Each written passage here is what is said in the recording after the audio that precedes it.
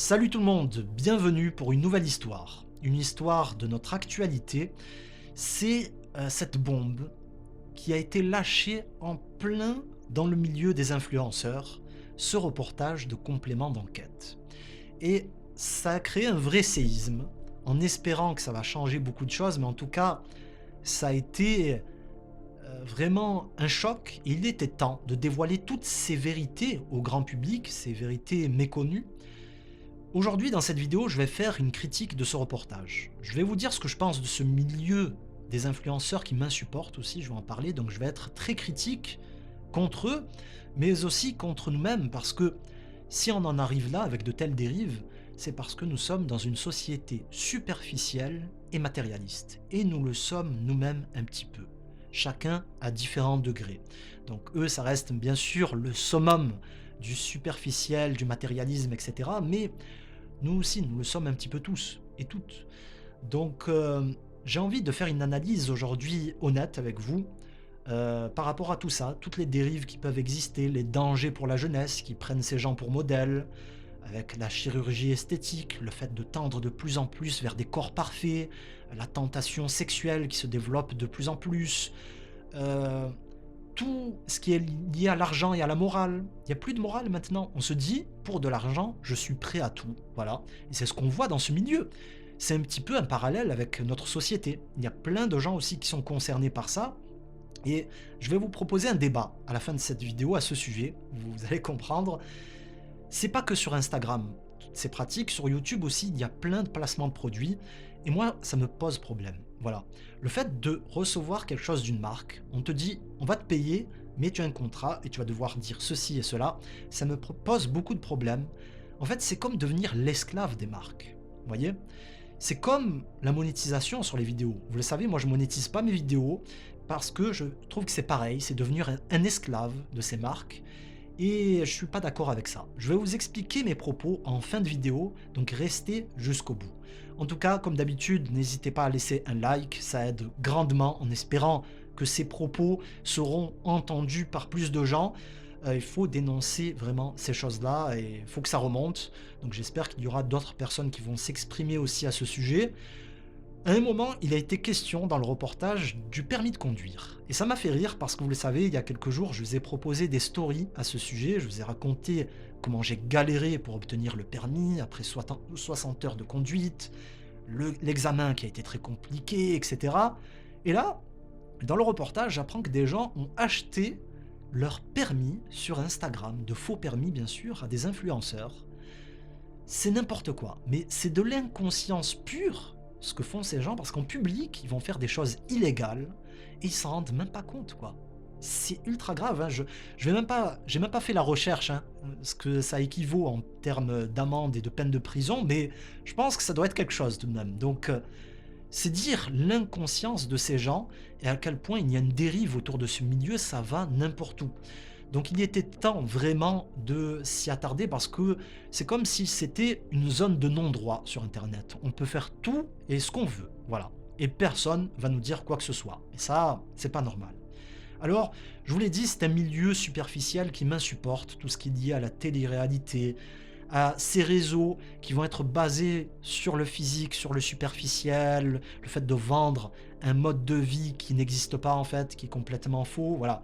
Le monde du faux, voilà. C'est un petit peu la conséquence de la société superficielle. Les gens idéalisent, veulent rêver, veulent idéaliser, veulent tendre vers un paradis terrestre qui n'existe pas ici en tout cas.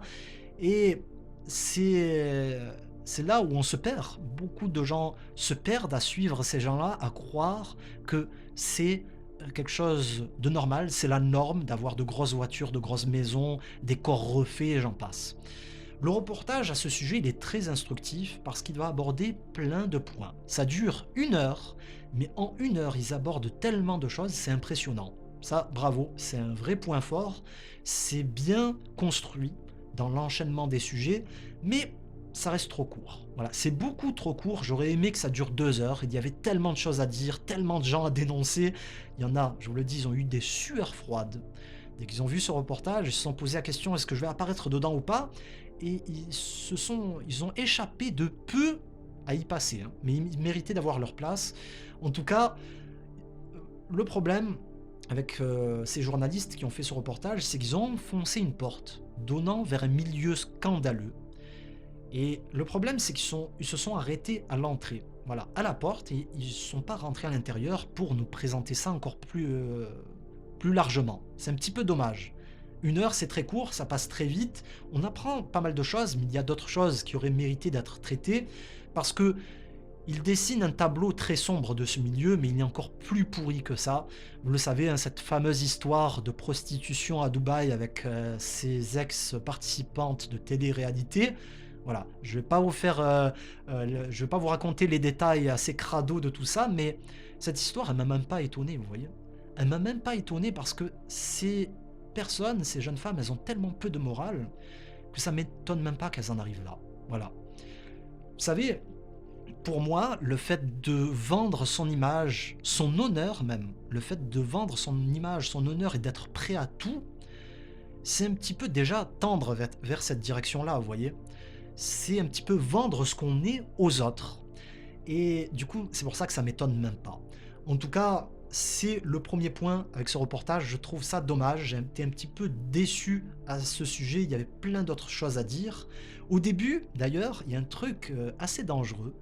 Ils font un amalgame entre youtubeurs et influenceurs parce que des youtubeurs, vous savez, ils sont pas forcément influenceurs, ils vont pas systématiquement mettre en avant des produits et faire la promotion de produits dans leurs vidéos. Donc c'est un mélange assez dangereux ce qu'ils ont fait avec Squeezie parce que le mec, lui, il joue à des jeux vidéo, mais il en fait pas forcément la promotion. C'est-à-dire, il joue pas à un jeu vidéo forcément pour le vendre. Donc, vous voyez, c'est un mélange qui a été fait et c'était assez hasardeux, donc ça a été très dangereux aussi ce moment-là de se dire, oh purée, euh, imagine qu'on commence à présenter certaines de tes vidéos, on te met là-dedans comme les autres, quoi, comme les autres de la télé-réalité.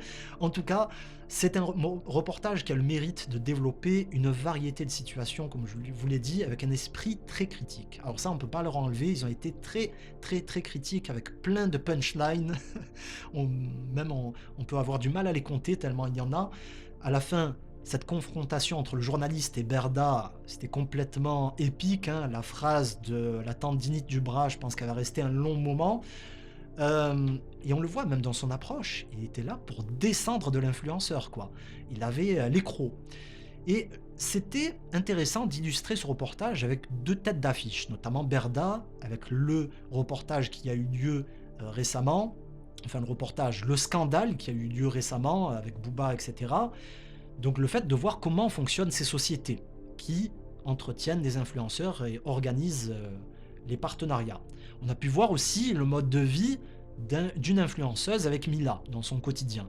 Mais le truc, c'est qu'elle a tellement montré son mode de vie que je pense qu'elle a été dupée. Voilà. D'ailleurs, Mamel le dit. En fait, ça c'est un point négatif avec ces journalistes et ces reportages. Même s'ils viennent dénoncer une vérité aujourd'hui avec les influenceurs, moi je suis pas d'accord avec le fait de venir et de mentir aux gens. Voilà. Parce qu'aujourd'hui, ce sont des influenceurs, mais demain, ça peut être votre fille, votre enfant, vous-même, qui vous retrouvez dans un reportage.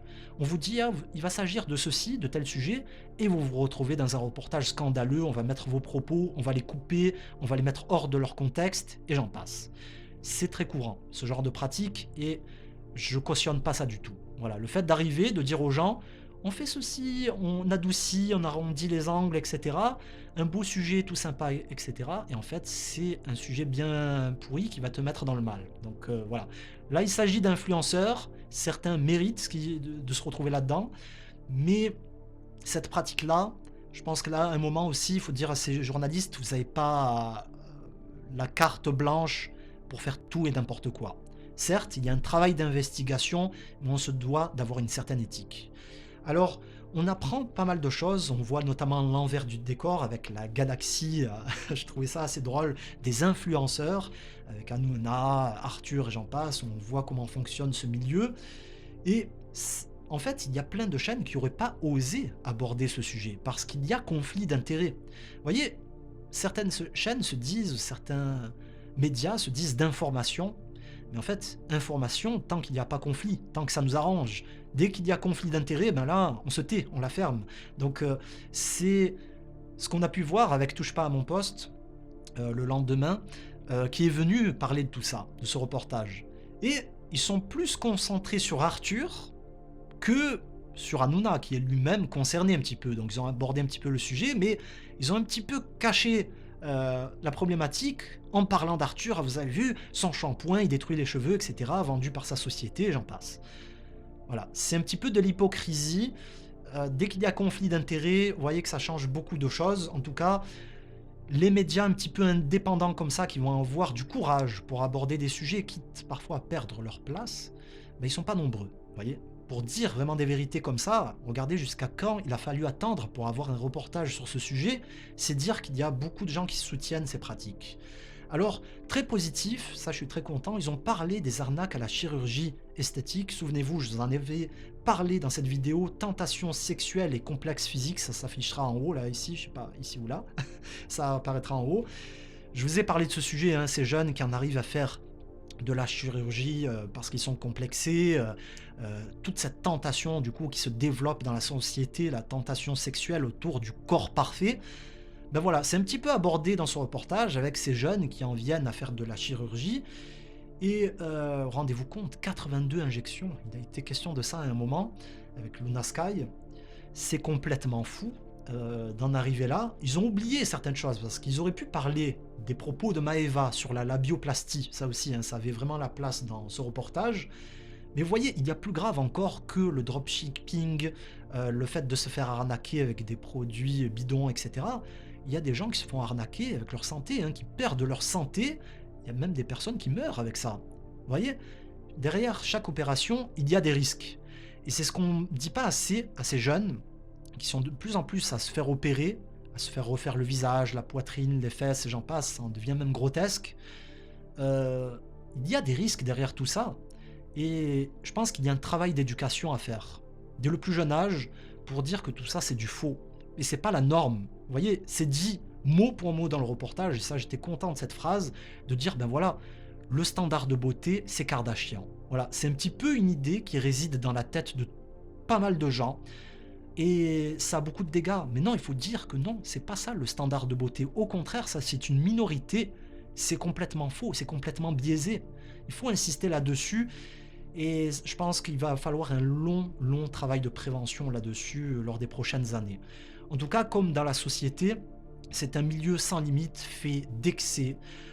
Tout est amplifié à l'extrême ici, c'est-à-dire que les influenceurs ne reculent devant rien. Ils n'ont aucun état d'âme, chacun établit ses propres règles, et ça je vous le dis, dans notre société c'est pareil, chacun établit ses propres règles. Vous verrez dans la prochaine vidéo, je vous en parlerai sur les trottinettes électriques. Donc ici, on voit une qui va vendre l'eau de son bain, vous connaissez cette histoire, hein, complètement fou. L'autre qui va faire la promo de paris sportifs, l'autre qui va parler de la crypto-monnaie, les autres qui vont créer un compte Instagram pour leur bébé de 7 mois. Mais rendez-vous compte, c'est complètement fou, 7 mois un compte Instagram. Même les enfants, ils sont mêlés à ce milieu, donc voilà. Chacun fait un petit peu ce qu'il veut, on va vendre des faux permis, on va mettre en avant la chirurgie esthétique. Il n'y a aucun contrôle là-dessus parce qu'on est sur Internet. Donc vous voyez, tout est amplifié et vraiment, il était temps d'en parler, quoi. On se rend compte qu'on est dans une époque faite d'illusions, que ce soit pour les abonnés de ces influenceurs, mais pour leurs influenceurs aussi. Tout le monde y plonge la tête la première pour tendre vers un idéal imaginaire, un idéal de beauté, un mode de vie idéal, un mode de vie fait d'argent et de biens. En fait, je vous l'ai dit, hein, on est trop matérialiste, et ceux qui excellent dans ce domaine, ben, ce sont les stars d'aujourd'hui de notre société. Il n'y a rien d'anormal là-dedans que ces gens soient les stars de notre société, parce que nous sommes dans une société matérialiste, superficielle. Pourtant, il faut le voir, hein, dans ce reportage, ces gens sont vides, ils sont plats, ils sont dénués de profondeur, et c'est l'essence même de ce qui est superficiel. C'est-à-dire qu'il n'y a rien dans le fond, rien de vraiment intéressant, quoi. Pour beaucoup, ils n'ont pas de talent, et je vous avoue que je me suis ennuyé à les entendre parler. J'ai cru entendre des adolescents parler. Et c'est un petit peu le phénomène de l'adolescence, que j'ai déjà évoqué avec vous en vidéo, c'est-à-dire que, de nos jours, beaucoup d'adultes sont restés des adolescents. Ils n'ont pas mûri. Ils sont de grands ados. Et c'est très problématique parce que ce sont les modèles de notre jeunesse. Donc les jeunes vont prendre des gens qui n'ont pas totalement mûri, qui ne sont pas les plus intelligents, ils vont les imiter automatiquement et on va tendre vers une société qui va s'appauvrir moralement et intellectuellement. Donc c'est très très inquiétant pour la suite, mais pas que avec les influenceurs. On a aussi parlé des impôts dans ce reportage et je pense que ça va faire beaucoup de débat. Voilà, ils ne payent pas d'impôts, ils reviennent en France pour se faire soigner. C'est un grand, grand débat. Je vous avoue, oui, moi aussi ça me choque, mais disons que ça m'étonne même pas parce qu'il y a des gens qui font encore pire. En fait, c'est juste la face visible de l'iceberg, ces influenceurs. Il y a des gens qui gagnent bien plus, qui ne déclarent pas leurs biens, qui ne déclarent pas leurs impôts, qui ne déclarent pas tout aux impôts, je veux dire. Et en fait, ils passent au travers des mailles des filets. Et des fois, ce sont des politiques, et j'en passe. Donc, c'est global tout ça, ce problème. Vous voyez, certes, ils sont concernés, je pense qu'ils vont avoir des soucis parce qu'ils vont être bien plus surveillés, mais c'est global tout ça. À un moment, sur YouTube, les gens ils gagnaient avec la monétisation et ils déclaraient zéro. Donc, même là, maintenant, il y en a peut-être qui font ça. Donc, vous voyez, c'est très vaste tout ça. Mon avis sur les placements de produits, ce fameux débat dont je vous ai parlé, sur la monétisation, etc. J'ai fait une vidéo à ce sujet qui s'intitule « J'ai un problème avec l'argent sur YouTube ». Voilà, notamment vis-à-vis de la monétisation. En fait, ça me dérange d'être l'esclave des marques. Moi, je ne suis pas l'esclave des marques. Voilà, je vous le dis, je ne veux pas vendre des choses que je ne cautionne pas, que ce soit des choses inutiles, comme ces jeux sur téléphone, hein, que vous voyez tout le temps dans les vidéos qui sont mises en avant par tous les youtubeurs. Toujours le même jeu, etc. Ces jeux inutiles qui vont faire perdre leur temps aux gens, des jeux bidons, sans profondeur, et même parfois des choses néfastes. Je suis pas d'accord avec ça, de mettre en avant des choses néfastes. Combien de youtubeurs sport, par exemple, mettent en avant des paris sportifs? Moi, je suis passé par là, je sais ce que c'est, on en reparlera un jour, des paris sportifs, mais c'est causer du tort à ton public. Et ces gens-là se mentent. Ils se mentent en se disant non, c'est rien, on écrit en tout petit, attention, ça peut être danger, l'excès, etc. Non, ça ne se limite pas à ça. Vous avez une part de responsabilité. Et moi, j'ai un problème vis-à-vis de tout ça, parce que lorsque tu signes un partenariat, par exemple avec YouTube, pour monétiser tes vidéos, ben tu rentres dans ce jeu-là, en fait. Et moi, ça me dérange d'être lié à tout ça. Tu n'as pas le pouvoir de dire, moi, je veux diffuser telle pub et ceci. Voilà, ça passe. Cette pub, elle passe. Celle-ci, elle passe. Je suis pas trop contre. Mais là, dès que tu acceptes de monétiser, tu n'as aucun pouvoir. On peut diffuser des pubs d'alcool, j'ai vu ça. Et oui, maintenant on diffuse de l'alcool, on diffuse des paris sportifs, on diffuse tout et n'importe quoi. Donc c'est pour ça que j'ai du mal et je suis contre la monétisation sur YouTube. C'est pour ça que je ne monétise pas. Voilà. Donc mon seul moyen de gagner un petit quelque chose avec mes vidéos, c'est avec les gens qui veulent bien participer avec le bouton rejoindre ou Tipeee, etc. Mais sinon, il n'y a aucun moyen. Et d'ailleurs, je vous remercie pour ceux qui font ça. Mais voilà, moi, ça me dérange d'imposer des choses aux gens, de la publicité et des choses qui peuvent leur nuire. Et encore pire que ça, c'est le fait de vendre des produits, de faire des placements. Et ça aussi, hein, combien vous voyez de VPN en vidéo, hein, ce truc qui sert à rien, on vous dit mais c'est super, vous pouvez voir des séries sur Netflix que vous n'avez pas accès en France. Mais ça, c'est illégal. Ça aussi, c'est illégal. Netflix n'autorise pas qu'on regarde des trucs d'un autre pays. Il y a des contrats qui sont signés avec chaque pays, donc t'as pas à faire ça et à le dire en vidéo. Donc vous voyez, là aussi, c'est un autre sujet. Encore une fois, sur Internet, on fait tout et n'importe quoi. Mais voilà, ça aussi, ça me dérange d'arriver. Tu reçois le contrat de ta marque et on te dit, tu dois dire ceci, cela, ceci et cela. Si on t'autorise à dire ce que tu veux, là, j'ai envie de dire, ok, voilà, tu présentes un truc que tu vas mettre en vidéo, ça peut être un jeu vidéo par exemple, et tu dis sincèrement ce que tu en penses. Mais si on arrive et on te dit, tu présentes ce produit, et il faut lire carrément un texte, et ça, combien de gens le font? Oh, tel jeu sur téléphone, oh, ce VPN, faites ceci, faites cela, il est extra. Mais là, on prend les abonnés pour des idiots. Je suis désolé de le dire, c'est un manque de respect vis-à-vis du public. On n'est pas sincère parce qu'on ne dit pas vraiment ce qu'on pense. Et qu'est-ce que ça signifie? C'est-à-dire qu'on ment aux gens. Voilà ce que je pense sur ce sujet. N'hésitez pas à me dire votre version là-dessus. En tout cas, est-ce qu'il y a un changement à venir pour les influenceurs. Vous savez, j'ai fait un petit test à ce sujet. Je suis allé sur Instagram, je suis allé voir l'Insta de Magali Berda. Et qu'est-ce que je vois? Plein de gens qui la soutiennent, qui n'ont pas changé d'opinion. Peu importe les actions des influenceurs, ben les abonnés restent là. Et les soutiennent encore plus. Pourquoi? Ben ça a été un petit peu abordé un moment dans le reportage. C'est ce lien affectif qui se crée en suivant ces gens au quotidien. Voilà, le public, les abonnés les considèrent comme des personnes de leur famille. Et c'est fou, mais c'est carrément de l'aveuglement. Peu importe ce que font ces gens-là, ils seront là derrière. Donc bon. En tout cas, merci de m'avoir suivi dans cette vidéo. N'hésitez pas, comme d'habitude, à laisser un like, ça aidera grandement. Participer dans les commentaires, je pense que ça sera intéressant de lire votre opinion. Peut-être que vous ne serez pas d'accord avec certains de mes propos. Et je vous dis à très vite pour d'autres contenus. N'hésitez pas à aller voir nos stories.